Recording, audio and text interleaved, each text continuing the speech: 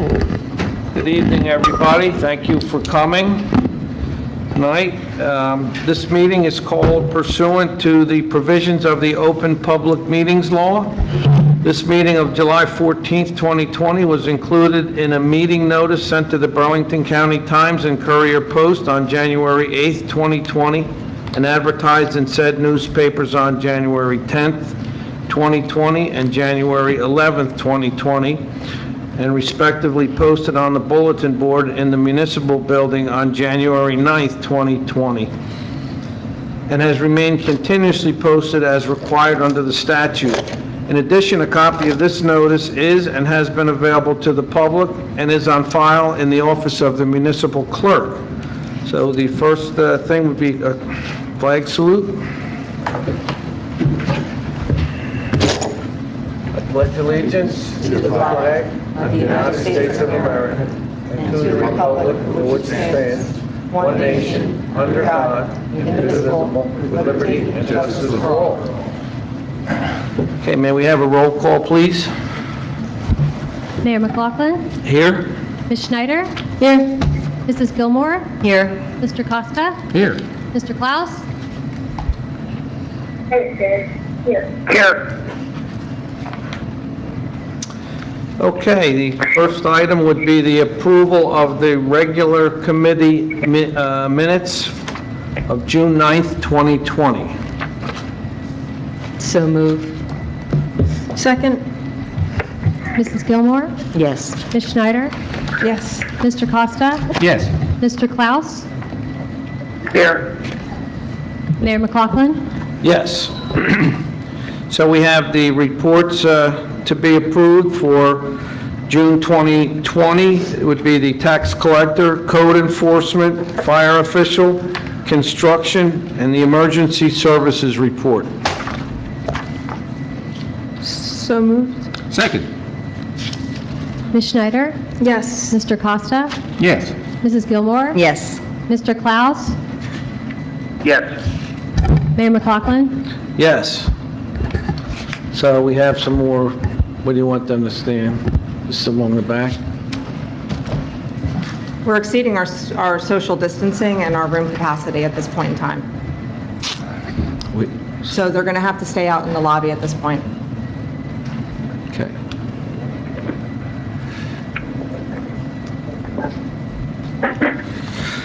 All right, so we have a presentation from the Burlco GIF by Paul Florenza. You'd like to come up?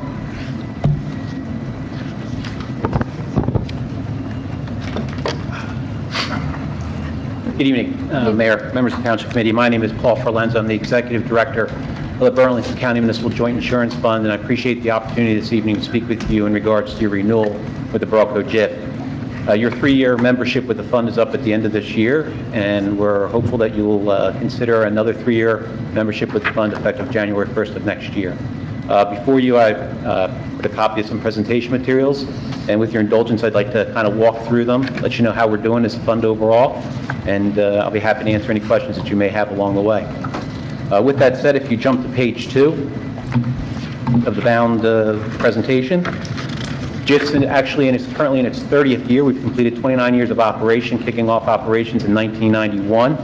I'm happy to say that the core principles of the fund, as highlighted on page 2, are still intact.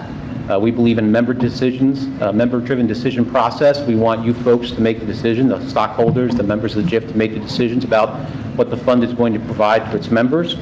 We provide superior coverage. We like to say we ensure the exposures that you have within your municipal operations. We provide you with valuable risk management and safety programs to make sure that your operations are done as safely as possible. And finally, all of that gets wrapped up into the end results, which are a strong financial position and financial stability over the long haul. Happy to report that the GIF right now has in excess of $10.5 million of surplus. So we're in a very strong financial position to be able to pay your bills well into the future. With that said, those core principles are also really highlighted on page 3. This is our loss funding trend for the JIF. The loss funding budget, which is contained within our joint insurance fund budget, is a major component of your annual assessment with the JIF. It's basically the main pot of money that we pay your claims out of. Right now, the Borough Code JIF is paying the first $300,000 of a workers' compensation loss, which is such as an injury to one of your employees. We're also paying the first $300,000 of a general liability loss, such as a trip and fall on a municipally owned sidewalk. The first $300,000 of an auto liability claim, such as a at-fault accident with one of your drivers in a municipally owned vehicle. And the first $100,000 of a first-party property loss, such as the situation you have hanging over your heads there. So the JIF pays a pretty good chunk of the first piece of any loss. So we obviously want to make sure we protect that. And if you look on page 3, you'll see our loss funding trend. Our loss funding budget has to be approved by an actuary, certified by an actuary on an annual basis, and it's provided to the state of New Jersey. And they have to sign off on our budget, similar to the way a municipality operates, before we adopt it. And you can see that the actuary feels very comfortable with the JIF's operations as well as our financial position, that they've recommended some pretty good reductions in that loss funding budget for the last several years. Now, the way we allocate this loss funding budget across the members is highlighted on page 4. This is your loss ratio. This is basically a ratio of how much money did we pay out of that loss funding budget for claims on your behalf versus how much did you contribute to that loss funding budget. And if you take a look across over that 6-year period, it really wouldn't be fair to judge your performance on fund year 2015, nor would it be fair to judge your overall performance on 2017, one of your worst years and one of your better years. So we look at a 6-year sliding scale, and you can see that over that 6-year period, your loss ratio is just under 36%, which basically means that for every dollar you've contributed to pay for losses within that corridor that I just spoke of, we're paying out about 36 cents on your behalf, which is a great result. That's in comparison to the JIF's overall performance at 76.3%. And it is somewhat reflected in your assessment. If you look to the next page, on page 5, you'll see that since your last renewal, your loss funding obligation to the JIF has actually dropped. And that's one of the goals. We're never going to be the cheapest. We're never going to be the most expensive. We're always going to do what we need to make sure we have enough sufficient funds in our budget to pay your losses and the losses of all the members of the fund overall. So your loss funding share has, again, remained constant over that 3-year time period. Your overall assessment, is highlighted on page 6, has gone up slightly. And that increase compounds about 1.5% per year compounded out. The reason we're seeing that increase in the overall assessment is some of the new programs we put into place to deal with cyber liability, as well as the very tough excess property market that we're starting to see. I think everybody's familiar with the massive fires out west last year, some of the typhoons and the hurricanes and things. Well, the JIF purchases its excess policies, its catastrophic policies on the worldwide insurance market. And as a result, we have to deal with the ebbs and flows of that insurance market. And that's what you see reflected really on page 6. So you've had a slight increase over that 3-year period, but it's some factors that are kind of outside of our control. We're also dealing with the new normal, like everybody else, as highlighted on page 7. If you told me 12 months ago that we'd be dealing with a pandemic, that we'd be dealing with new legislation dealing with sexual abuse and molestation claims, with firefighters' claims now for cancer now being considered compensable under the workers' comp statute in certain circumstances, as well as the sophisticated growing cyber threats that we're seeing attack our members, I would say maybe you're a little on the crazy side. But with that said, feel very comfortable that JIF has the finances in the long term to be able to pay for those potential losses. If you jump to the next page, digging a little deeper at COVID-19, the Borough Code JIF right now is providing workers' compensation coverage to hundreds of first responders within the Borough Code JIF membership. Not only are we paying their claims, but we're also managing those claims, which, as you might imagine, can be very difficult because there's well in excess of 150 claims out of the Borough Code JIF right now for COVID-19. In addition, we're also distributing safety bulletins almost on a weekly basis. We're sending out notifications every time the governor puts in place a new executive order. We are also sending out directives from the MEL, which is your excess insurer. There's a lot of information going out. If you take a look on the bottom part of that page, page 8, that's the JIF website. That's the front page. You can see that we've provided a great deal of information there, broken down by category, so that the members have access to a great deal of resources. And quite honestly, I spend a good deal of my day talking with members of the JIF about how they're dealing with certain situations, such as return of employees who aren't necessarily comfortable returning to work, and the like. So it's really been an eye-opener in regards to how we're managing these. If you jump to the next page, sexual abuse and molestation. December 1st of last year, legislation went into effect, which it did a number of things. First off, There used to be a 2-year statute of limitations in regards to the reporting of a sexual abuse type of claim. That statute of limitations has now been removed. Not only that, the statute also opened up a 2-year window of opportunity for victims from way back to be able to bring forward a claim today for something which may have occurred 10, 15, 20 years ago. So now you have that 2-year window of opportunity which opened up December 1st of last year. So it's put the JIF in a rather defensive position of having to defend these types of claims. Luckily, we have not seen a whole lot of them. However, I have a feeling that as word gets out, I've seen the commercials, probably you've seen the commercials as well, from attorneys, we're likely to see an uptick in these types of cases.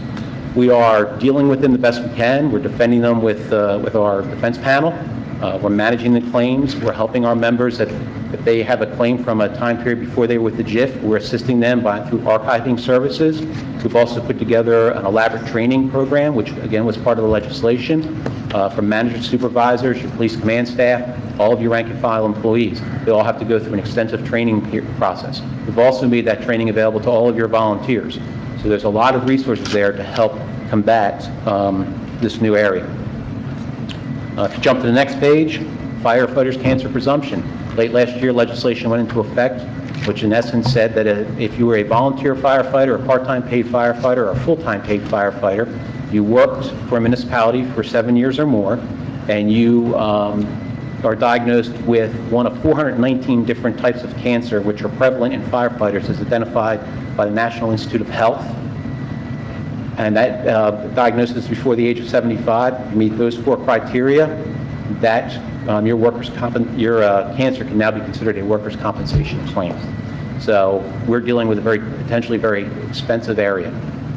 Imagine if you meet that criteria and you've been having medical treatment for cancer, which manifests 5 or 6 years ago, was being paid for by the federal government through Medicare, was being paid for by a private insurance company. Now they find out that it's a workers' compensation claim. They're coming back to the JIF looking for payback. So that's a difficult area that we're defending as well. We are doing the best we can to mitigate these claims, but again, it's something that's out there that we're dealing with that we didn't know about 12 months ago. In addition, on page 11, cyber. As municipalities use technology more and more, it opens up greater exposure to cyber hacking and the like. We have put in place a number of programs over the last several years to help municipalities combat that, including cyber hygiene training for all of your employees. We are doing phishing exercises where we send fake emails to all your employees to see if we can get them to click on something they shouldn't have. We are doing system vulnerability testing. All of your public-facing IP addresses are being pinged by our vendor to make sure that there's vulnerability. We have put together model policies and procedures that we've distributed to all the members that, if put into place, will promote strong cyber hygiene by all of your employees, because honestly, your employees are your weakest link when it comes to protecting you. And if it ever is a situation where Paula walks in one morning and she opens up her computer and she's got that blue screen saying all of your data has been encrypted, you need to contact me about Bitcoin, we have a 1-800 number that Paula can call. It directly puts her in direct contact with breach coaches. Those breach coaches will help manage the process. We also recently hired Lou Romero. Lou is our Technology Risk Services Director. Lou meets with all of our municipalities on a regular basis and is available to anybody at any time to help dealing with breaches. So again, that's one of those new expanded programs which we put into our operating expenses, which has pushed your assessment slightly higher. On page 12, you'll see it's also that time to update our model policies and procedures for employment practices and public officials' liability. If you've been here a couple of years on council, then you're probably familiar with this process. It's one by, we distribute to you model policies and procedures, you update those, you adopt those, you send your managers and supervisors to training, you make the other training available to all of your employees. That's all supplied by the JIF. And all these programs in place incorporate or encompass the MELS Employment Practices Risk Management Program. So this is a comprehensive program. The new updated policies and procedures were just loaded up to the website, so they are now available. The compliance date is June 1st of 2021. I would not be surprised that due to COVID-19 that doesn't get pushed further out. Unfortunately, we've had to postpone a great deal of our managers and supervisors training as a result of social distancing guidelines, so there'll be some flexibility in that date. But all the information is available on the website, and you should be able to get started on it whenever you're ready. And also, don't forget you have the EPL helpline. That's the ability for you to pick up the phone and contact one of the fund's attorneys who specializes in employment-related law and speak with them on our dime in regards to an employment issue that you're having in town before you take action. And again, it's a very strong risk management program that will help save you from making a difficult decision without any type of good guidance. Some other things we're working on are highlighted on page 13, including telemedicine. That is something which has come to the forefront as a result of COVID-19. If you have a situation where an employee needs to see a physician, we'll get that arranged following CDC guidelines. It's very simple for us. But if we can simply do a checkup via telemedicine, that's the way we're doing it. Also, we have the MSI Now program. That's a new streaming video program that was just launched. All of your employees have access to over 130 titles of safety-related and risk management-related subjects that they can simply click on, go into the MSI website, and choose what title they want to watch, and it becomes a streaming video right on their computer. And we also have the Joint Cash Management Investment Program. That's a program which was launched in early May. This is a program where the legislature amended the local fiscal affairs law to allow joint insurance funds around the state of New Jersey to pool their idle cash into one pool, and then be able to go out and purchase short-term debt for municipalities, including bond anticipation notes and tax anticipation notes. And there is the opportunity in there to also buy long-term debt if the JCMI, as we refer to it, wants to do that.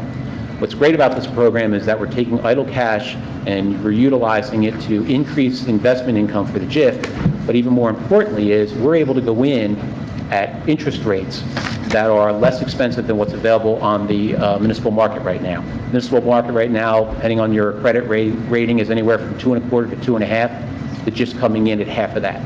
And as a result, we're driving down the cost of borrowing money for members. Right now, the JCMI is holding about $110 million worth of short-term debt across the state of New Jersey, and they've easily saved $250,000 for those municipalities where they purchased the debt. So it's a great use of our idle funds to help our members. We believe we're continuing to meet our long-term goals, as I highlighted at the very beginning. The JIF programs are there to help you reduce your risk of your municipal operations. We take pride in our safety and risk management programs. We want to make sure that they're helpful and being utilized by our members. They're tailored to your exposures.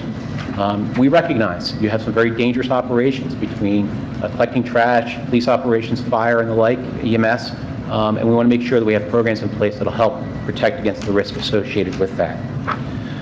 If you take a look on the inside flap, you'll see your annual report card. This is a document we send out to you each year. It kind of gives you an update on how the JIF's doing and how you're performing. If you jump to the left-hand side on the inside cover, you'll see our financials through March 30th from inception, and again showing in excess of $10.5 million in surplus. If you look just to the right of that, a pie chart, that's where your dollar is spent. As I indicated earlier, the largest chunk of that is in your loss funding, but I'll draw your attention to the operations at 11.2%. We're running this JIF on 11 cents of every dollar in comparison to a commercial insurer that's anywhere from 33 to 38 cents on a dollar. So we think we're running a very efficient operation on your behalf. To the right of that, you'll see some of the various programs that Hainesport is involved in as a result of your membership in the JIF, including your elected officials training, your optional safety budget, your EPL risk management budget, and the like. And then finally below that, you'll see some of the metrics that the JIF uses to compare how Hainesport is performing versus the JIF's overall results. And again, as I indicated earlier, you guys are doing a great job. We're very happy for you to be a member. And on a personal note, I'd just like to thank you. We have been utilizing this room the third Tuesday of every month for a number of years now. We appreciate you allowing us to utilize this room for our monthly JIF meeting. So with that, I'm happy to answer any questions you may have. Anybody have any questions? No. Thank you. My pleasure. Hopefully you'll look favorably upon our renewal resolution in the next couple of weeks. Excellent. Thank you, Paul. So we have quite a few things on the agenda tonight. I think there were copies out back. We're opening public comment to agenda items only. So if it's not on the agenda right now, please do not come up during this section and make a comment. We will have open public comment towards the end of the meeting. So Looks like we have a lot of people here. I hate to make you wait, but that's the way we're going to do it tonight. So, I'm going we to, do, go ahead. sorry, I'm going to unmute everybody that's on the computer. in Yes. case somebody does have. So, I'm going to open it up for public comment, again, on agenda items only, please, so we can move forward with the meeting.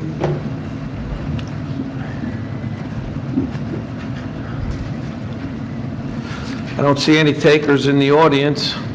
Is there anybody calling in that has any comments for agenda items?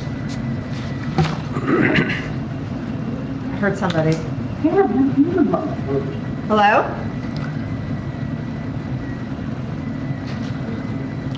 Okay. I hear Okay. somebody talking, but I don't think it's for comment.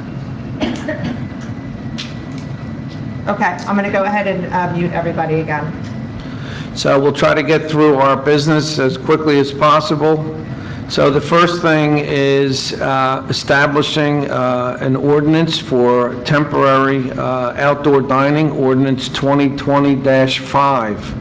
And this is for public hearing and final adoption. There will be comment on this ordinance. Anybody like to make a comment on our attempts to make outdoor dining available? Okay, so I'm going to ask for questions or a motion on this ordinance. Second? Mr. Costa? Yes. Ms. Schneider? Yes. Mrs. Gilmore? Yes. Mr. Klaus?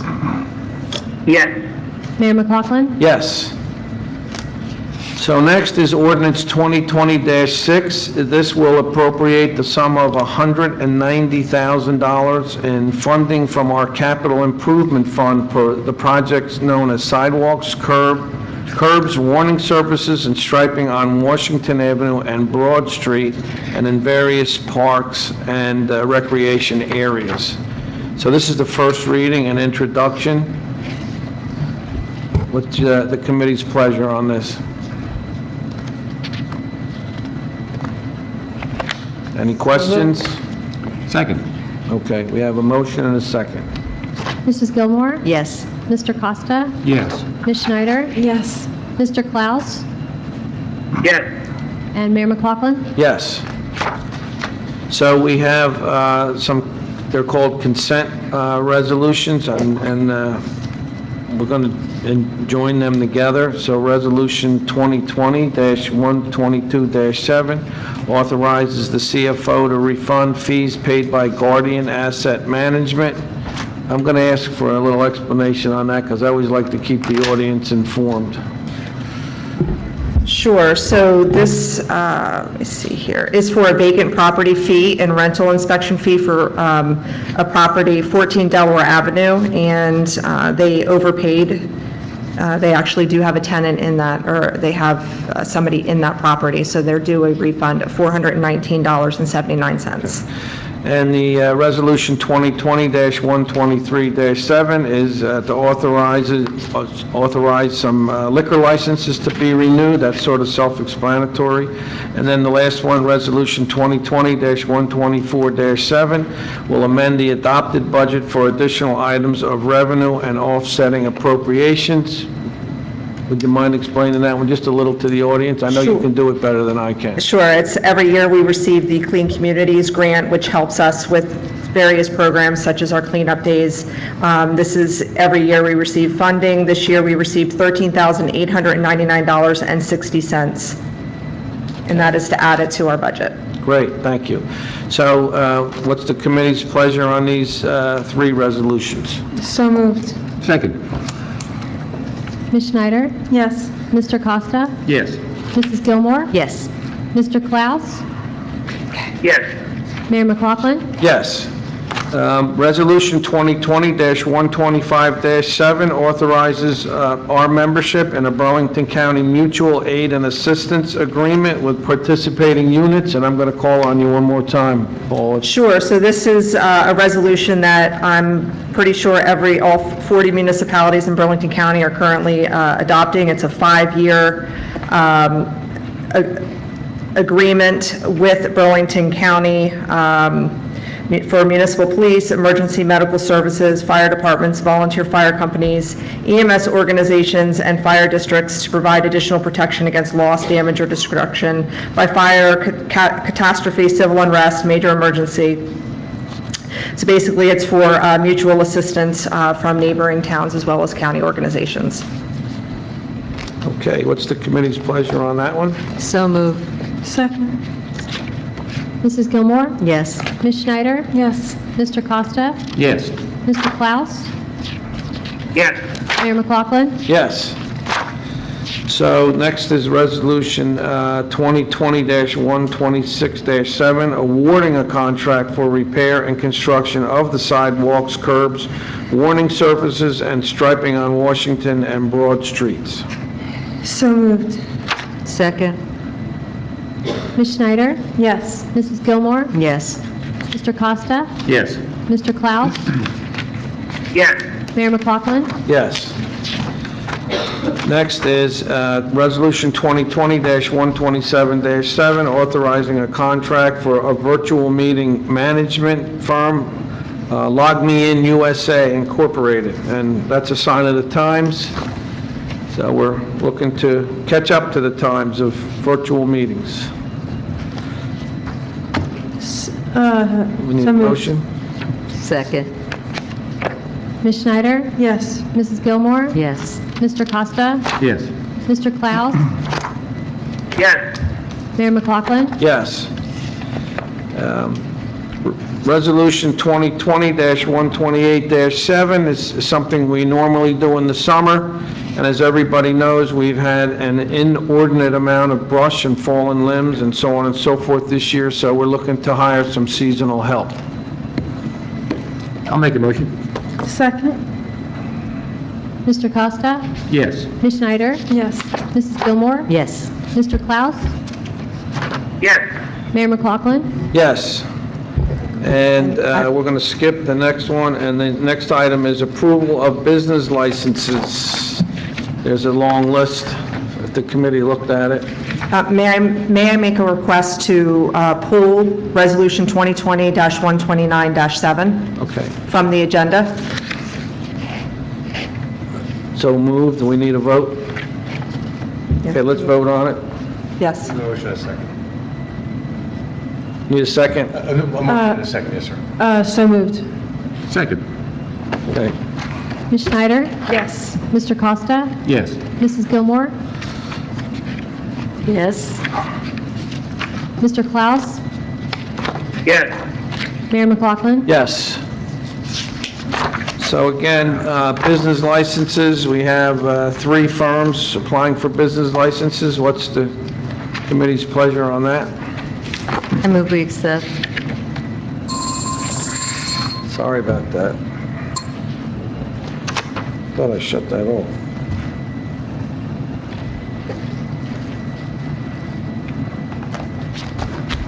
Okay, do we have a vote? A motion to accept. Second. Second. Mrs. Gilmore? Yes. Mr. Costa? Yes. Ms. Schneider? Yes. Mr. Klaus? yes, Mayor McLaughlin? Yes. So we have comments from the public right now. And what I'm going to do is entertain comments, and we will probably keep our answers or possible actions till the end of the comments, because we may have some comments of our own on your comments. So come on up, make your comment.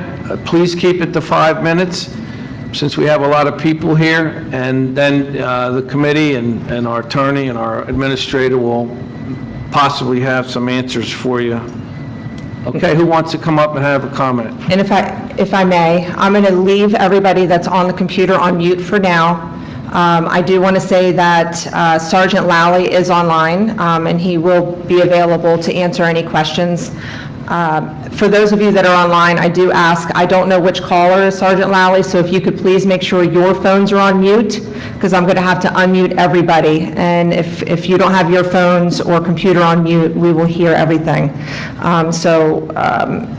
at any point, if I feel that Sergeant Lally needs to address, I'll just unmute everybody, or we'll wait until the Yeah. end, whichever you prefer. So everybody knows we're under state police protection here in Hainesport, and we have the supervising officer on the line, and I'm sure he will be speaking at some point.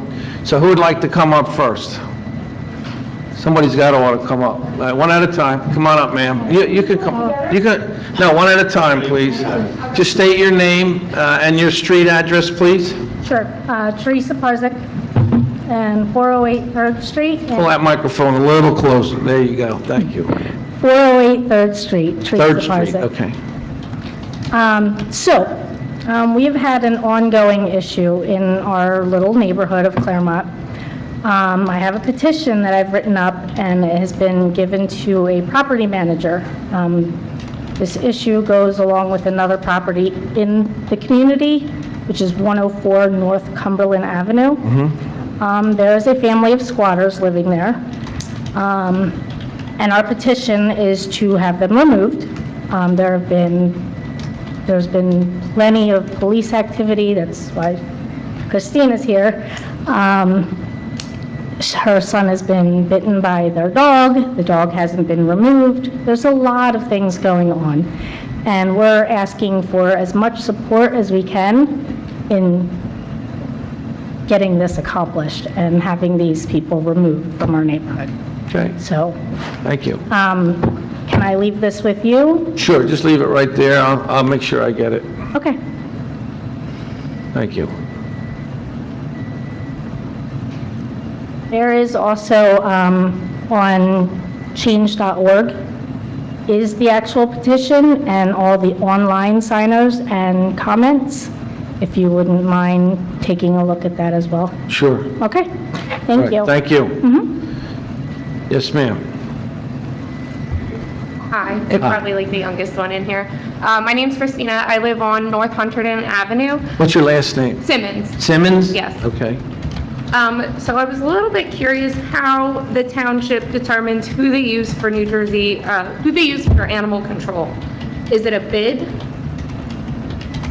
It was a bid, yes. Are you required to take the lowest bid?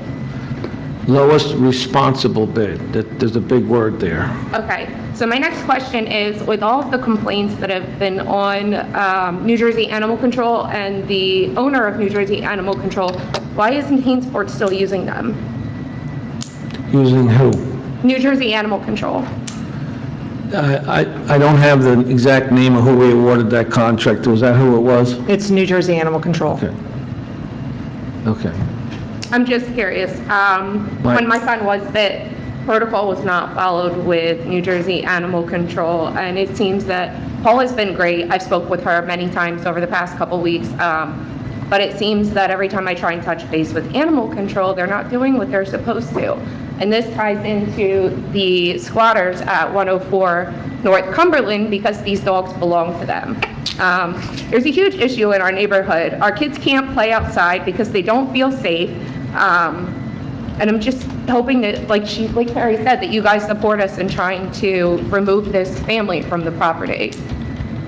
Okay, well, again, we're going to hold our comments to the end. I wanted to answer the animal control thing because it seemed like it was going to one side. Sorry, it all ties in No, together. listen, come on up and talk to us. We need to know what's going on from our residents' perspective, so I appreciate you I coming up. have a question. Sure. Yes. Who have you spoken with? I have spoken with Holly, who is one of the directors for the Department of Health. I've spoken with Jackie Dennis, who is the shelter manager. I've spoken with Charles Garrity, who is the owner of New Jersey Animal Control. Ah. I've spoken with Paula several times. I've touched every base. So, okay, All right. thank you. Again, we have some things to say, but we wanted to Fine. wait. Mr. Chairman, may I ask one question? Absolutely. Yeah. Madam, just so I know, you mentioned family. Is it really a family or unrelated squatters? To the best of my knowledge, it's a family with a bunch of other people there too. Unrelated people? Yes. How many? There's like 6 to 8 cars there. Oh, There's many vehicles. I've seen repetitively at least the same 4 people for adults, and then I've seen a couple children here and there throughout the time that they've been there. How old are the children? The youngest I've seen had to have been no older than 10. What is the approximate age of the people there? Just, I know there's adults, maybe mid-40s, and then the ages range all the way down. Who's the ringleader? Am I allowed to say a name? I don't know. Is it a female, male? It's a female. Okay, I pictured that in my head for some reason. I mean, I have the name, I'm just not putting it out there. yeah. Are they related, or you don't know? You just said that, okay. Not really people that I want to be friends with, considering the things that have gone on in the neighborhood. Right. So I couldn't really tell you how. Okay, thank you. Thank you. Thank you. If anybody in the audience wants to make a comment, feel free to come up as the podium opens, please. Go ahead, ma'am.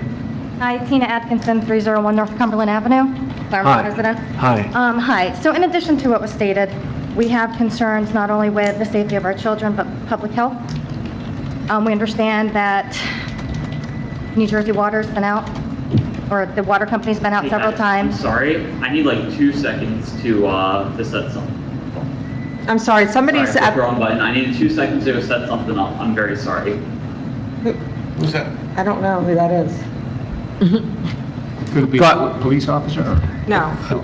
Go ahead, ma'am. Okay. So in addition to dogs getting out, biting children, after that incident, the woman who is the ringleader, as we stated, followed Christina's child and another child down a road, got out and basically yelled at them and, accused them of causing trouble.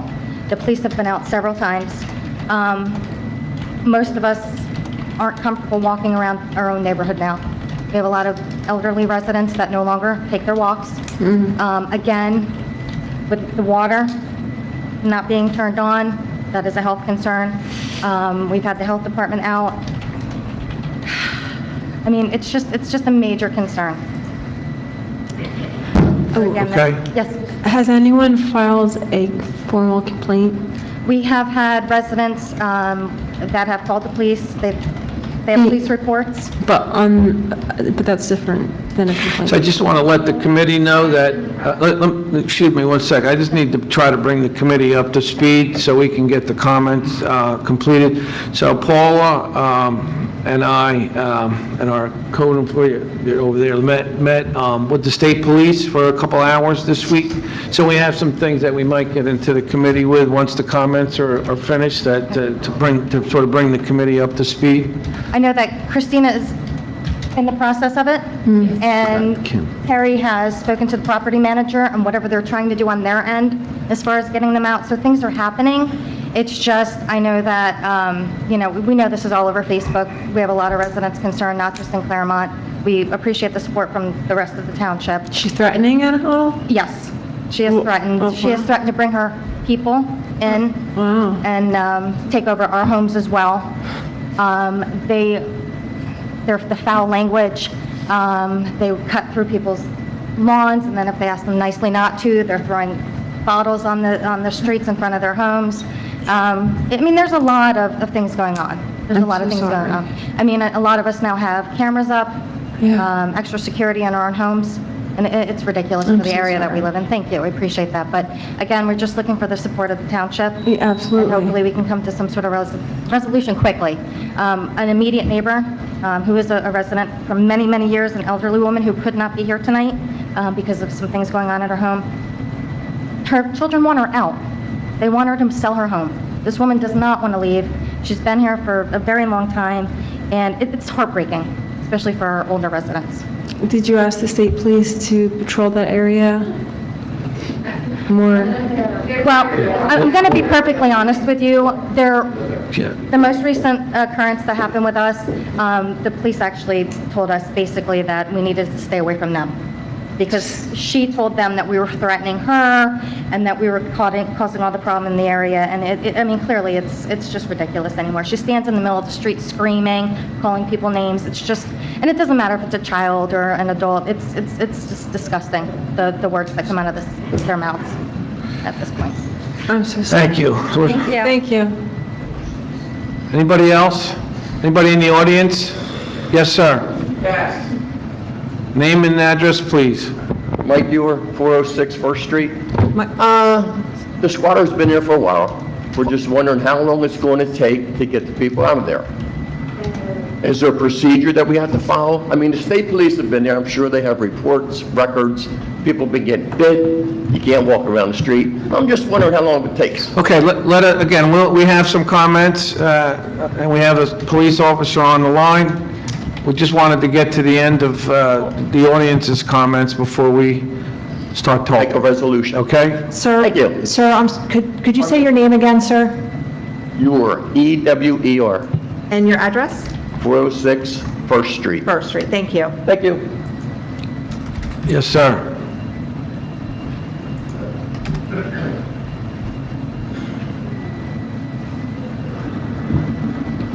Good evening, committee. Kevin Stokely, 24 North Cumberland Avenue. I felt it was important to come up and just view my feeling. My father lived in that house for 20-some years. I purchased it 3 years ago. If anybody's looking for an adorable rancher, it may be for sale real soon if something doesn't happen. I understand the township's hands are tied, and I understand a lot of behind the stuff that it's not just a matter of you folks can walk down there and tell them to leave. But it has gotten out of hand. The visits by the state police are an embarrassment to the neighborhood. And, you know, the state police being there isn't just one property, but this is the main property. It's pretty bad when I wake up at 5:30 in the morning to banging doors and look out front. There's 15 black suburban Tahoes because the federal people are down there raiding the place for whatever reason. The state police are on our street 3 times a week at least. With that being said, the dog incident, everything that's going on there, you know, I'm sure you're fully aware of. The bigger concern, not the bigger concern, and I rephrase that, the concern I have is I am a supporter of police, fire, EMS, been in it my whole life. I'm an active member of your fire company here. I care. But I do not feel the state police care about our feelings. Okay? And I can't be any more honest about that. And I respect them with everything in the world. I have not had any incidents with these people. I've avoided it. The other day, there was a big something going on. We had state police, we had county prosecutors, whoever was down there. I'm standing on my front yard watching what's going on.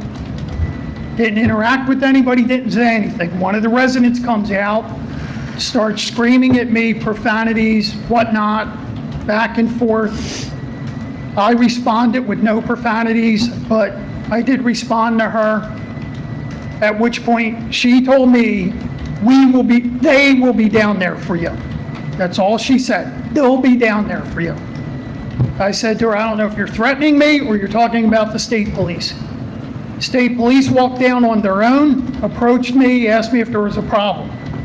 I said, sir, she started with me. I responded, but I never crossed the line. I never whatnot. He goes, okay, well, I can't ask you to go in your house, but we're trying to handle a matter here.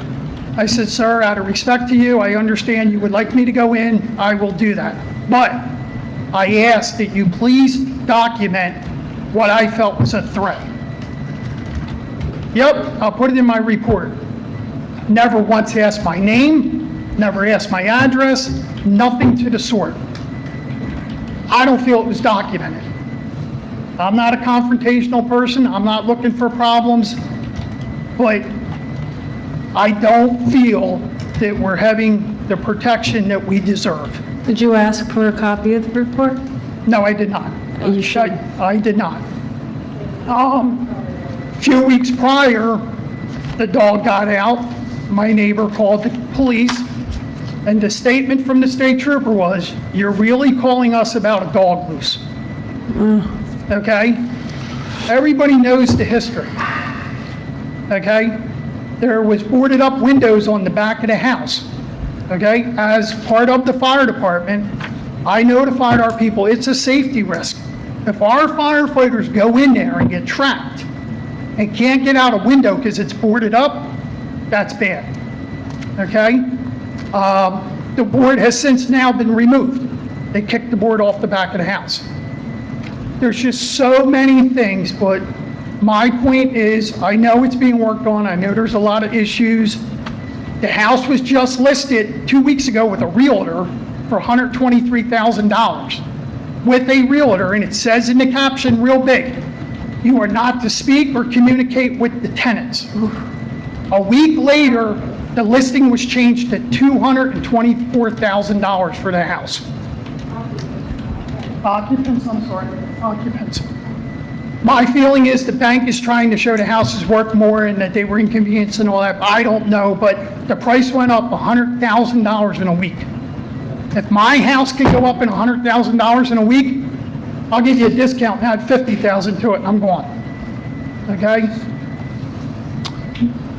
So, my point is, with everything going on, and I know there's a supervisor from the state police here or on the phone, utmost respect, but please take our feelings into consideration. We're not the bad guys. We're not the bad guys. We're the people paying taxes. We're the people taking care of our houses. We're the people respecting the street. We're the people that care about Hainesport. Just give us some respect back, okay? I understand they're frustrated. They are there nonstop. I understand that. It gets frustrating. They don't live here, so it's not that much of a concern. Respect us, care about us, and take our fears into consideration. It's pretty sad that I live in a one-story rancher that has 8 cameras on it, because I'm scared to death of what's going to happen. Okay? I have 8 cameras on my house. If anybody ever wants to come see them, you're more than welcome to. I put a lot of money into my house. I like Hainesport. I like being a part of it. But something has got to change, people, please. And I understand your hands are tied to a degree. But the state police have got to give us the credit that we're frustrated, we're scared, we don't know what else to do. Okay. Okay? Thank you. All right, thank you for your time. What was your name again, sir? Kevin Stoke, Stokely, S-T-O-K-L-E-Y. May I have a comment, Mr. Chairman? Sir, it may be a good idea, and to everyone here, because there may be some affidavits necessary to be signed by the people that are most affected, and we seem to have a good deal of you people right here in the room. It may be a good idea, before you leave, to everyone to put their name and phone number on there, you know, in case you want to be contacted, or when you go home, you can make up maybe a statement of what's been going on, so that maybe someone in the township, maybe the legal counsel, can use your language and contact you and have you sign an affidavit, if need be. So I just bring that up to you while everyone's still here, because, you know, I'm a lawyer and oftentimes I get involved in these things, and it's nice to have people involved to make these affidavits when I go before a judge. So that's, just keep that in mind, and maybe if you can, when you go home, make up a statement and get it over to our administrator. I think we'd appreciate it. That's Can I it. say one more thing? Come on up. 104 North Cumberland. I don't know if you folks have been out there, and I'm not questioning, but I applied to put up a fence on my property. And 3 people from the zoning board, actually 4, including Kathy, drove by my house and inspected it before I could go in front of the zoning board. I asked this township committee, if you have not done it, drive down North Cumberland Avenue and see what we're dealing with. Yeah, I've been there. Okay, all right, and I'm not disrespecting I'm sure or saying other- nobody has, I have to, Yeah. but I'm saying, Yeah. just drive by and see what we're dealing with. Okay. yeah. Okay? All right. This has been removed by our But public. anybody else? You're welcome. Come back up for a minute or 2, please, so somebody else has a chance. Just a quick clarification on everything. I've been trying to take all the legal steps as possible, writing the petition, working with the property management company. I understand that as a township, you really can't do anything until an eviction notice is drawn up. That is in the works, just so everybody knows. That is in the works through the property management company. But their hands are tied too. They need proof of the people not living there for 7 years. I know that there was a permit given out from this township to that house, to the bank, for the removal of the pool, and that was in March of 2019. If there was any chance that the property manager could get a copy of that or something so she could present it to the judge, that would be awesome. Because any amount of anything that we can give her so she can get this eviction notice into the works so that everybody has a little better leg on everything. So, Okay, thank you. okay. Yes, ma'am?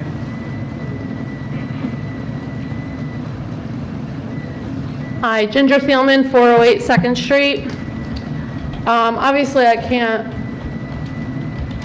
speak as well as Steve did, I believe it was. But I live in a neighborhood, I can see their property from my house. I can hear them from my house. And I'm talking, I have to look through neighbors' yards. I have 4 grandchildren, I walk in the neighborhood. I now walk with mace. I now walk with a walking stick. Because if something's coming at me, I'm going to protect them and I'm going to protect myself. I personally don't feel the police are protecting us.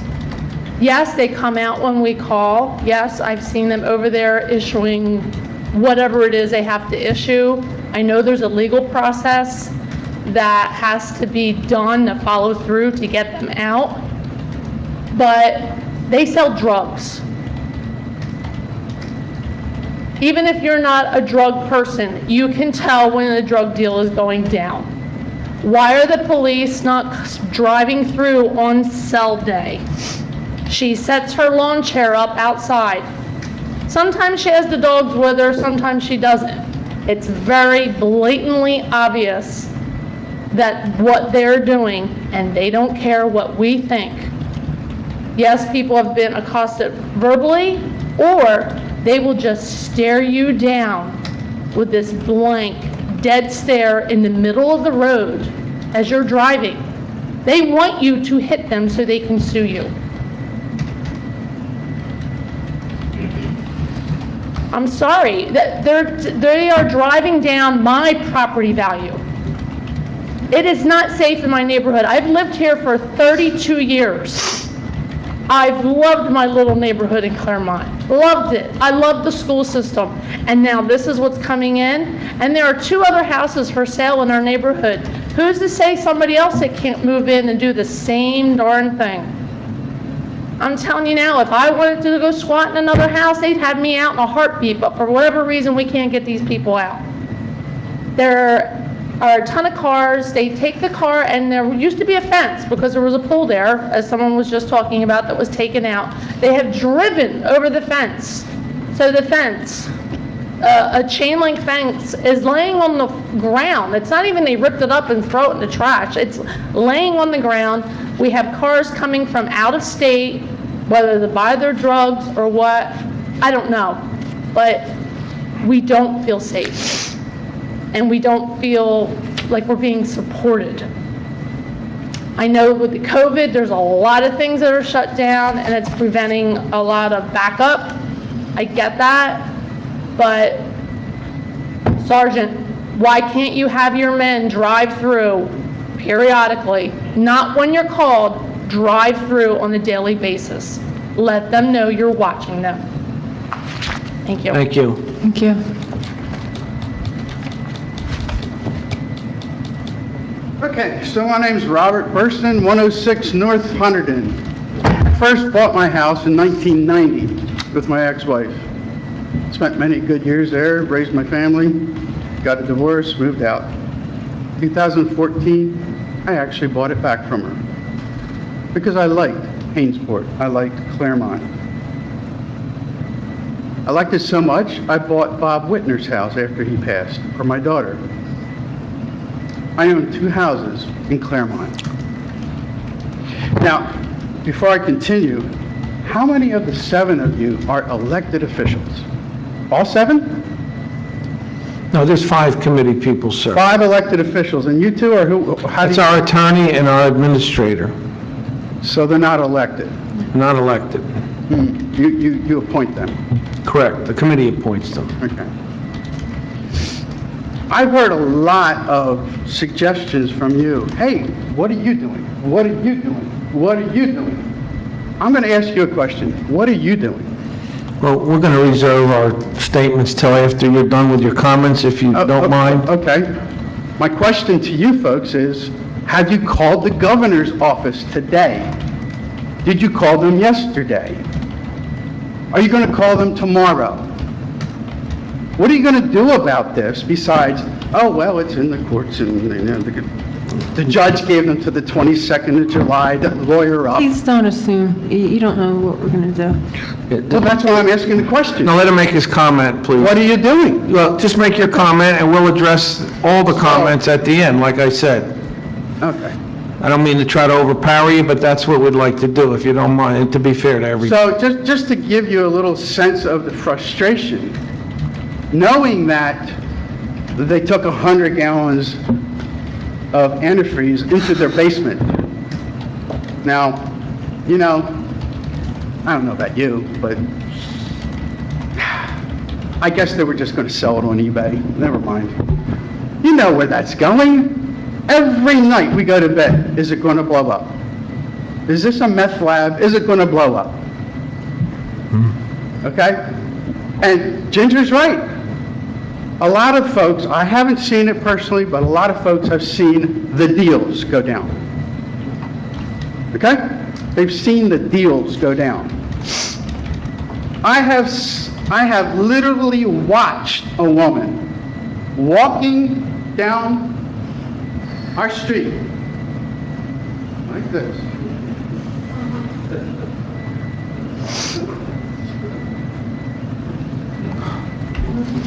We've heard it. What are you looking at? What'd you say? More than once. Okay. I now take a 3-foot dowel rod, a 1-inch dowel rod, which I put a nice little knurl in the end, but I put a hole in the bottom and I put a nice big screw in it. And then I took that screw and I took it to my grinding wheel. It has a nice sharp point on it. I'm going to tell you all something right now. That dog comes near me or my 3-year-old granddaughter, that dog will not be alive. And she knows that I am a dog lover. That's how frustrated we are. And it's about time somebody does something. Besides, sit there and say, well, have you gotten that? David, have you done this? Have you done... No. These girls have done a lot. I watch it. I'm sure. I watch it. I'm sure. My wife and I have literally discussed selling the 2 houses and moving out of this town. That's where we're at. I will guarantee you this. I doubt anybody in that house has voted in Hainesport, let alone voted you guys into office. I will guarantee you this. Most of us right here are voting members in Hainesport and have probably voted you into office. Into office. Please keep that in mind. Question, sir. If you don't mind, can I ask you a question? Yes. You mentioned, bring me up to speed on this, you mentioned there's a court date already? I have heard, yes, that the judge has, correct me if I'm wrong, I don't know where I heard it. That, from the property manager, that the judge has granted them a stay until July 22nd to lawyer up. Excuse me, what the hell is that about? What right do they have to lawyer up? Right. So we have some information that we'd like to get our chance to talk Good. about. And I hope Sergeant so-and-so here understands our frustration, Yeah, well. because they have a huge problem on their hands, not at 104 North Cumberland, but all the houses around them. The natives are getting restless. Okay, thank you. Thank you. Anybody else? Anybody on the line? Okay, come on up, ma'am. Wait, I'm sorry. 1 minute, I'm sorry, we had somebody in the audience first. Yes. Name and address, please. Candace Moline, 502 Second Street. Okay, I hi. just need all of you to do me one favor. See that woman right there? That's my mother. Hello, hi, ma'am. 502 Second Street has been in our family for 70 years. She cannot walk in her neighborhood. She's going to be 81 years old. I stand behind every single one of these people here and tell you I'm angry, very angry that nothing is being done.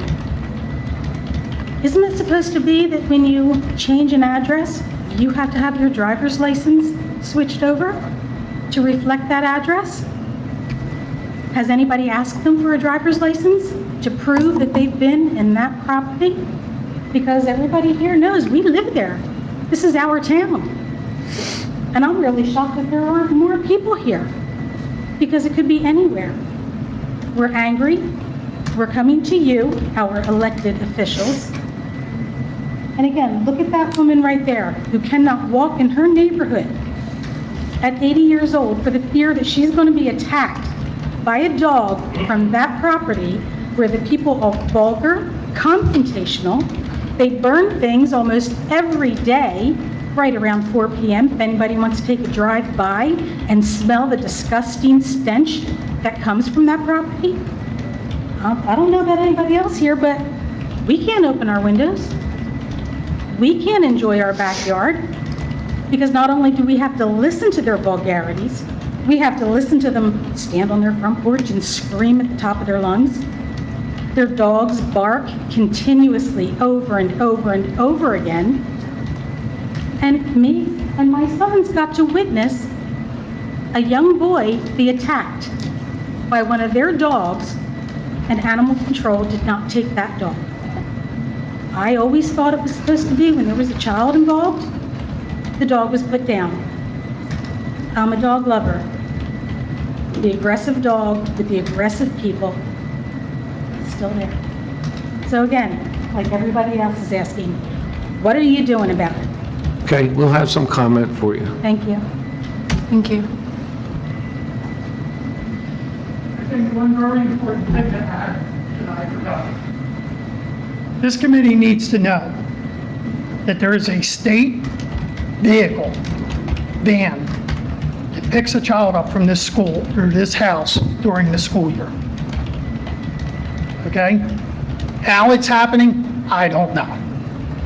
But there is an SG state van that goes there on a regular basis when school was in session, picking up a child.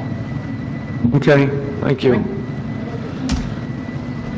So we have some people online that would like to comment, hopefully.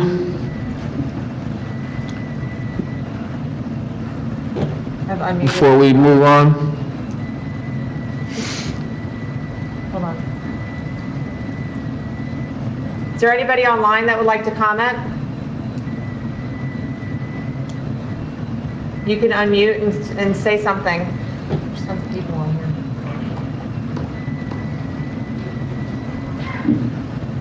Hi, Paul, it's Dr. Lally here. I don't know if you guys want to speak first, or Yeah. say what I need to say. I'd like to say what. All right, if, one second, Sergeant Lally. I believe Mayor McLaughlin would like to say something first. Can I just, you close the public comment now before you? Okay. Yeah. So last call for public comment. Before I let Sergeant Lally speak, again, we had 3 state troopers here this week for a lengthy meeting. I just want to say that the police have a lengthy case record about the property. I was very surprised at the small window of what can and can't be done legally. I'm not going to speak much more about that because I'm not a lawyer and I'm not an expert in these instances, but I do want to let the residents know that, and I'm speaking for the committee, this is probably one of the worst things that I've ever had as far as an audience come before us and being involved in Hainsport for a long time. We are taking it very serious. I don't, so I'm going to let the sergeant speak, but I don't want the audience to think that the state police are doing nothing. And Sergeant Lally, I would like you to say what you're able to say about the issue at this point. Okay, thank you, Mayor. Can you guys hear me? Yes. Yep. Yes. Okay. Sergeant Lally, Town Barracks, State Police. A couple days ago, the station commander, our detective bureau, had met with the mayor and Administrator Paul. And we're very aware of the situation. We are extremely aware of what is going on down there. Now, as far as the criminal aspect, any crimes committed, we are on top of that. We are doing what we legally can do within our rights. We did supply the township with our call for service at that residence and in that area. And I do feel the residents' frustration. I can hear it in your voices. I can't really make out too well hearing on the phone, but I kind of get the idea of where you're going. And I can definitely feel your frustration. And we are very aware of what's going on there. And I was kind of shocked to learn we have a limited amount of calls for that area. So I stress to the residents there with problems, if there's a criminal matter, a crime is being committed, somebody witnesses a crime, please contact us, whether it's the non-emergency line or 911. If a crime is committed, somebody witnesses that we need complainants, we need people to call in to us. So that being said, we have had a limited amount of calls there. And I heard the residents say, you see us there. We're doing property checks of the area. We're being as visible as possible. So there is, from a legal standpoint, there's things we can do and things we can't do. So your police, being us, we are very aware of what's there and we are handling. The township, the mayor, very aware. We're trying to come to a resolution to fix this problem. And just please bear with us. Let us do what we need to do. If anybody witnesses anything, please call us. We'll be on top of it. We will handle it. We just need people to call us. A lot of people see things, but yet when I check the calls for service, nobody's calling in. We need those calls. If bad things are going on there, you need to contact us. Paul, if you have anything to add to that? I'm actually going to defer to our code enforcement officer, Rini, who was also present at the meeting last week with us, if she would like to say some things. So, Sergeant Rowley said he can do, their guys, everything Tara. you guys see. Excuse me, Tara, can you give Irene her microphone, please?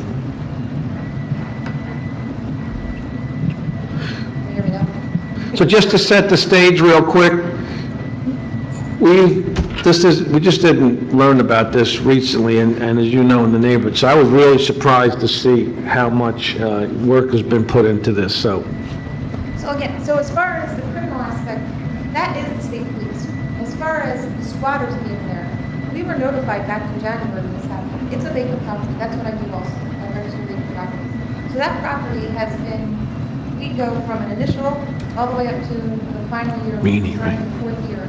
So you start at $500 all the way to $5,000. So this house has been vacant where they're already paying the $5,000 fee for the vacant property.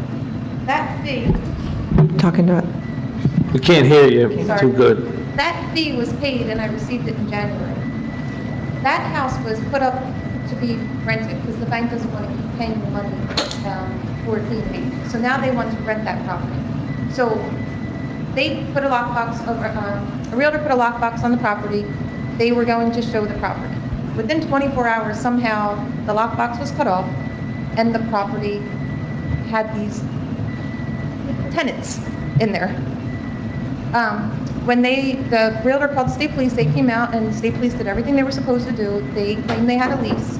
I don't believe the lease was ever shown, but again, back to the criminal aspect, your hands are tied because it is now, they say they live there. So now they have to prove that they don't live there. The bank says they don't live there. The bank doesn't want them there. But unfortunately, the Waters have more rights than we do, unfortunately. And I know nobody wants to hear that. Unfortunately, they're there. I have been on top of this since the end of January. I can show you all my reports, everything I've written out. This property, it had a court date of May. And again, that's only because of the COVID. So everything got pushed back. Our governor put a stay on evictions and foreclosures. It was July 15th is the deadline. And then we don't know if he's going to extend it. We won't know, I guess, until tomorrow if it gets extended. But so they had a May court hearing that was postponed. Well, it was postponed to go to court July 1st. Went to court July 1st, and whoever had the information about the July 22nd, you were correct. They had a court hearing. The next court hearing is July 22nd, and at that court hearing, it's my understanding it's a date certain. So they had until July 22nd to get an attorney or to provide their own paperwork to prove that they have a lease there, which we know they're not going to be able to do because the bank has already made it perfectly clear they're not welcome there. As for any code enforcement violations in the house, with the exception of that board that was there, but that board got kicked out and there's a fan in there, so that would be the only violation I could do. I have issued them for the dog not being licensed. They did get a license under code enforcement. They did get a summons for that. As far as the fencing goes, I will bring that to the zoning officers. She covers fencing. I'll bring that to her attention. I did take pictures the last time I was out there, and it was kind of falling, and now you can see that it's down. The only thing, if we issue anything to the bank, because technically they are the owners of the property, the bank cannot go on that property and make we can issue them every day. I could issue them a summons every day. The zoning officer could issue for the fence. They cannot go on that property why it is illegally being occupied. So us writing a whole tree of tickets is really not going to give you guys any answers because nothing's going to be done as far as that goes. I'm praying that tomorrow the governor does not extend so here, just so you know, so if it goes to court on July 22nd and he doesn't extend the evictions, and you can, on July 22nd, if the judge says, she has no proof, then they will get the order to evict them. Now, if the governor extends it, even with that order that says they have to be evicted until he pulls the order, so it's not that we're not doing anything. I mean, I've been on top of it since literally 24 hours after they moved in. So I have documentation. You say you're dealing with the property manager. I'm right behind you. I've been ahead of you because I've been doing it since the beginning of the end of January. So I feel everybody's pain, and not to. I'm sorry, is there any way to get her a copy of that permit from March 19th? She would have to file an Oprah request. She can file that through. Yeah. She doesn't have to. Yeah, any documents that their professionals are requesting, they absolutely can have. Either the attorney or this individual. I can get you one of my cards and you can have her email me and then I can send her whatever. Okay. Can I ask you a question? So the way you explain that, am I understanding this right, that the property management company knew about these people being in the house since the end of January? We brought it to their attention. They were notified? Yeah. The bank was notified. Okay. The bank was notified. And they put me in touch with their attorney.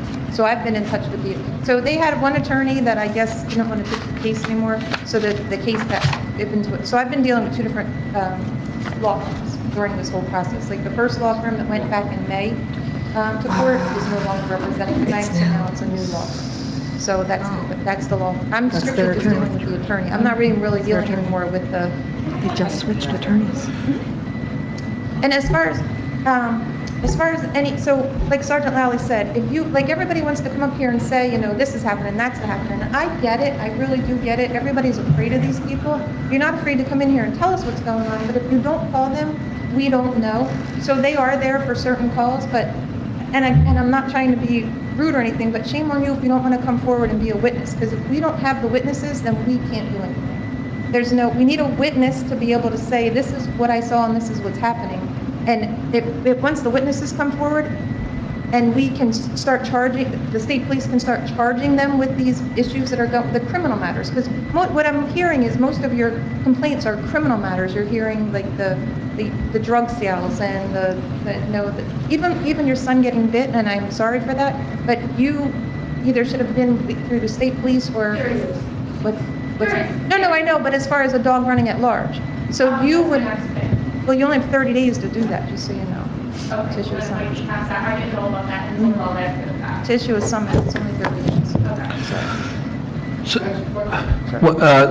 Let me just, we kind of closed public comment. At this point, I would like Mr. Gillespie to get up, or actually speak from there, if you don't mind, and just outline what you understand the township's legal position is in this matter, so it can get out in the open. I said, I don't want to comment on it because I don't know what I can say, and I don't even know if what I'm telling you is right.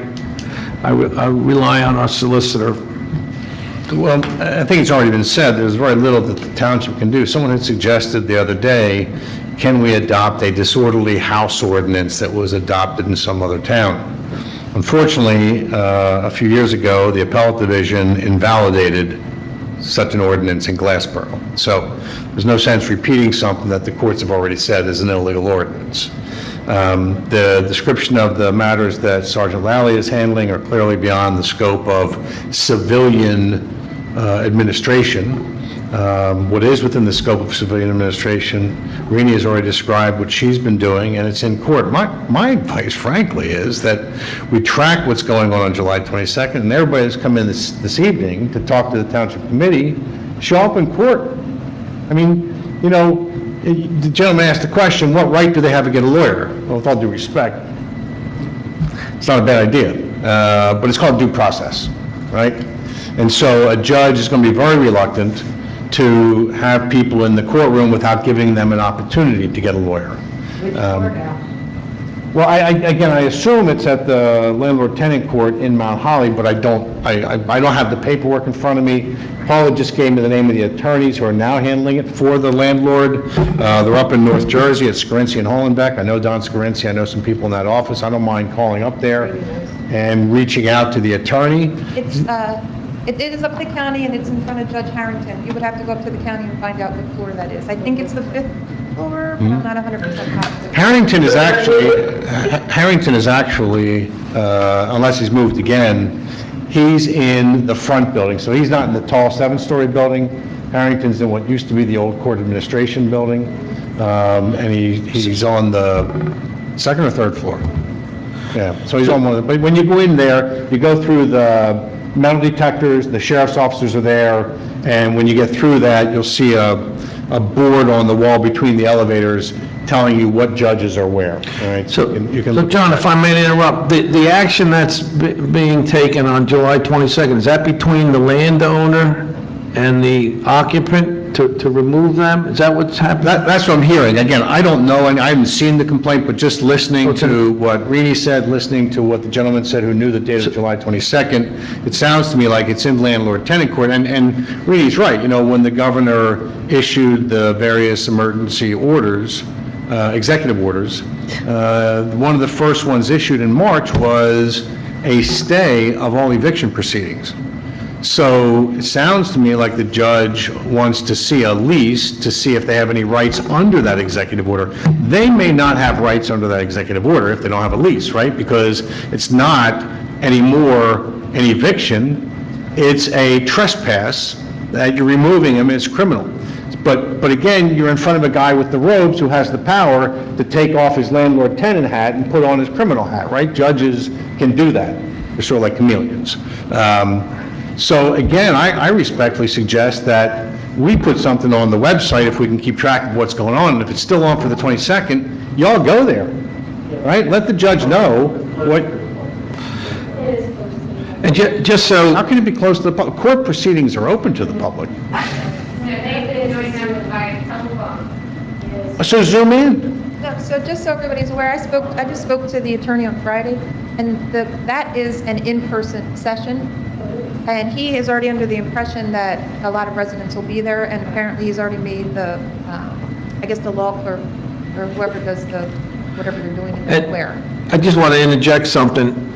In the meeting that we had with the state police, it was understood that the bank was giving tacit permission for these people to stay there for a period of time. Is that correct, Rini? Pardon me? That's not correct? No. So there was some back and forth on opinions about what was happening, so, but they're not now given permission, they want them out, correct? If it is in person, just this courtroom that Judge Harrington has is a good-sized courtroom. I mean, it is at least as big as this room. And the spacing should be easy because every seat is individual, you know? So I don't know that everyone's going to get in, but it's a large enough courtroom to accommodate a number of people, even with 6-foot social distancing. Your time set for this? Again, I don't know anything about it. I'm just saying, we might want to find out about it and put it on the website. I'm going to make a point. Yeah, show up at 9, it could be 10, it could be 11. It depends on the list. Yeah, I'm going to make a point to try to be there, and any committee member that would like to come, feel free to join me. I'll try to find out. Go there and echo the sentiments of the community. It's really a... Well, I got to tell you, I'm most respectfully, I think that's a great offer, but anything you said would be hearsay. So I would actually, because you're going to have a limited number of spaces for people to go, I would respectfully suggest the Township Committee, which is not able to testify personally about what's going on out there, not go, because you won't be able to be heard because it's hearsay. These folks, anybody who has personal firsthand knowledge, has the ability to tell the court exactly what's going on with that property. See, you think you can do things, and then you find out you can't in this business. I appreciate the advice, but it's surprising what can and can't be done. So I'd hope that the community would get together and add your input into the situation, either by the phone or in person. So that's kind of where we're at on the matter. Hopefully, it'll come to some sort of resolution next week. Is it possible to ask the question, just playing devil's advocate, not getting into specifics? Well, come on up to the podium. I'm going to do something that I may not supposed to do, but I'll give you a chance to speak. That's all right. That's all right. Judy Mealy, 2615 Fostertown Road. My daughter almost bought a house here 12 years ago, 2 houses from there, and I'm glad that she got outbid. We love the area. I still think it's a cool area. But the state police are saying to people, you're calling us for a dog, but yet you're saying they don't have enough to act on it. They don't have enough. I don't know. They don't have enough complaints from the residents. Well, that's what the state police said. I didn't say that. But my biggest concern is, like everybody said, they don't feel they're getting what they need to get from the state police as far as just general police work. If the state police understand what these residents are going through, instead of being on a phone right now, where are the representatives looking these people in the face? Why aren't they here in person?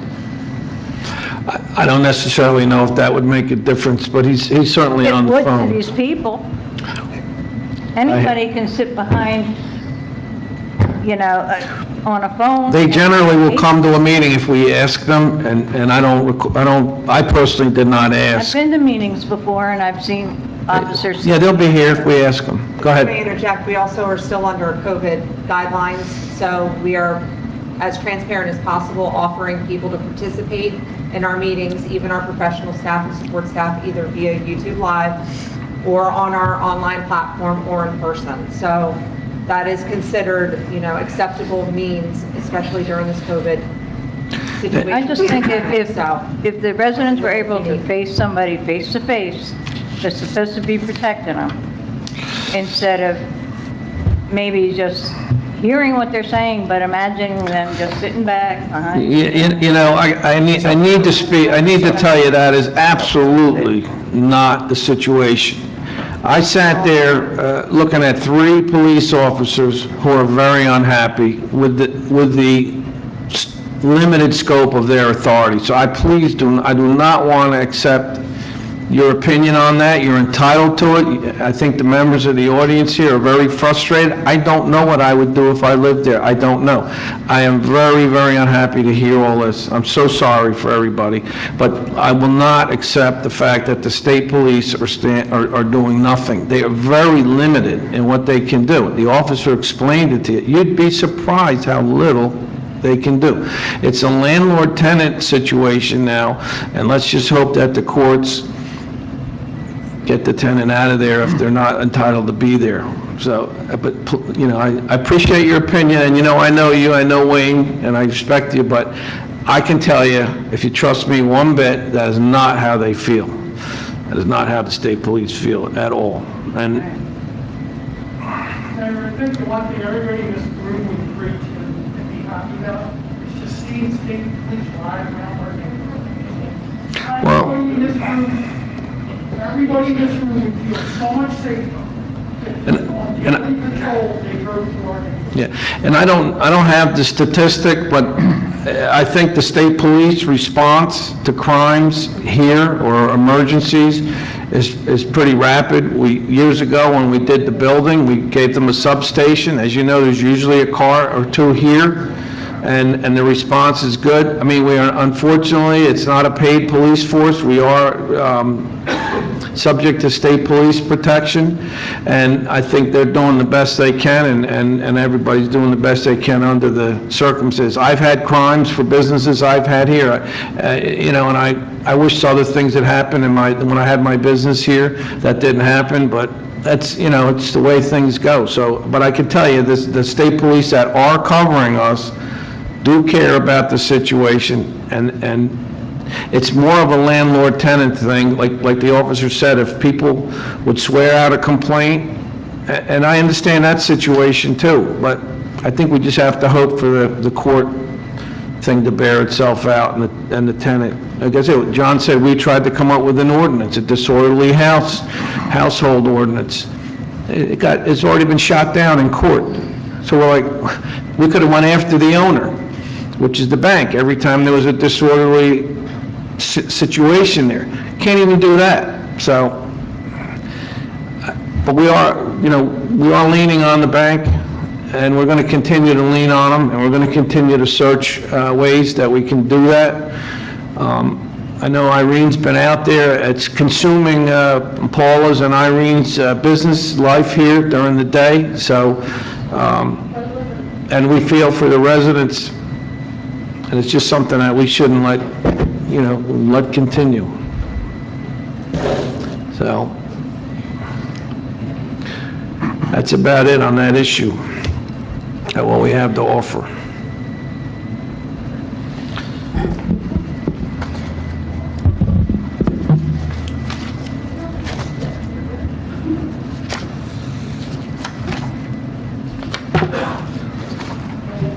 And can't imagine that anybody else would have any comments, but we do have comments from the administrator at this point. We already closed public comment, so we'll just... Yes. So I just wanted to express to everybody that, you know, we are very aware of what is going on. I do appreciate Christine's communication with me. I also received a call from another resident, and I know that Rainey has been in communication with a couple of you. I do drive through that community. I too have been subjected to their stare downs and walking in the middle of the road. So I have experienced what you've experienced. I have not experienced it to the severity and frequency since the beginning of February, I believe, or January, that you all have, and I apologize. I am aware of this individual. It's my understanding that they are professional squatters. They have not only wreaked havoc on the Hainesport community in your neighborhood, but several communities. Exactly. So I assure all of you, we are all working on this. We're doing what we can. It does sicken me that there are things called squatters' rights, and a lot of what is happening now is in U.S. Bank's hands. It is up to them to do what they need to do to get these individuals out of their property. They own this home. Hainesport Township does not own this home. It would be much different if Hainesport Township owned that home, believe me. So we're working hard. We are aware of things that are being said. I don't respond to social media. I am not on it. I respond to direct calls from residents, and that to me is an indicator that this is a true concern. And as you know, I will address every person that calls to the best of my ability and within my control. And if I don't have an answer, I will get that answer for you. So again, I apologize to all of you that you're enduring this. Hopefully it will be resolved soon, and let's pray that our governor does not follow Pennsylvania's governor and extend the stay on these evictions, as well as utilities. There's a mandate too that utilities can't be turned off. So sadly, they have been protected by this COVID situation and the executive orders. Other than that, I don't have anything else to report. Thank you. John, any comments? Thank you, appreciate it. The committee, starting with Mrs. Gilmore. I just want to thank everyone for coming out and showing us the unity with the neighborhood. We're well aware of the problem, and hopefully the governor will not extend, and this can be handled swiftly. I hope so. Thank you. Oh, yeah, I'm shocked to hear that this is happening in our town. I've heard it, I've seen it happen in some other towns nearby, but not ours. You know, we tend to view Hainesport as a gem of the town. This just doesn't happen. There's so many questions in my mind. Judge Harrington handled landlord-tenant. These people are not paying tenants, they're squatters. The usual procedure to bring would be an ejectment action that does not go before landlord-tenant action. It would go before the Chancery Division, and the Chancery Division judge would issue an order for possession. I don't know why that didn't happen. I would want our attorney to coordinate with the bank's attorney and find out what's going on. And if need be, if it's going to be transferred to the Chancery Division, that may be the next offense, by the way. You see, for the landlord-tenant court to have jurisdiction, it has to be indeed a landlord-tenant matter, a lease. If there's no lease, it could be thrown into the Chancery Division, and that wastes more time. So I'm just asking these questions in my mind and asking our attorney to look into it so he can coordinate with the bank's attorney to make sure he knows what he's doing, the bank attorney, and to take any further action that we can as well. And that's where some witnesses may come in handy as well. That's why I'd like you to give your phone numbers to our administrator so that you can be called and, if necessary, sign an affidavit in addition to appearing in court. Appearing in court, as you've heard, may not be possible due to COVID. Anyway, that's what I want done. I want these tenants, squatters, the heck out of there as soon as possible. The police can only deal with the crimes. They can't deal with all the occupants and getting them out. It's really a civil matter getting these people out. The police can deal with the drug dealing, of course. And with that in mind, that's what I'd like to have our attorney do, and I'd ask the mayor to and so instruct our attorney. Thank you. There was an executive order passed the attorney did file. When he went to court, she claimed she had a lease, so that's why we held it over to July 22nd. Isn't that cute? She made up a lease. Okay. All right, well, now she's stuck with her position then. If she says it's a lease, then it's a lease, and then she's stuck with jurisdiction and with Judge Harrington. Thank you. Comment? Yeah. So I drove past the house yesterday around sundown. How often do they have the fire pit on? Every day, almost. That's a fire hazard, right? Assuming they're not watching it. The fire marshal, I think, has been out there, and every time he's been out there, they have seen that that needs to be resolved. So it was on last night, and I don't, from what they're saying, they don't strike me as responsible people, so, that's one more thing. to watch out for at nighttime, you know? If it's on at 2 in the morning, just call the cops, you know? Because I'm so sorry, guys. This is mind-blowing. Thank you for coming out tonight, sharing this with us. So, again, I hate to move through with business in such a sad meeting. I'm just, we're all surprised, well, we're shocked. We've been hearing about this, but we didn't have the opportunity to hear directly from residents. So we have a bill list, we have to pay our bills, so I'd ask for a motion on paying our bills. Second. Yes. All in favor? Thank you, guys. Ms. Schneider? Yes. Mrs. Gilmore? Yes. Mr. Costa? Yes. Mr. Klaus? Yes. Mayor McLaughlin? Yes, so we do have an executive session. It's to speak about personnel matters. How long do you expect us to be? 15 minutes? 15 minutes. We will, we're going to take any formal action as a result of that executive session? I don't believe so. Okay, so 15 minutes. So the room already cleared, pretty much. Mr. Still Klaus, need to I'll make- call you when we go in, okay?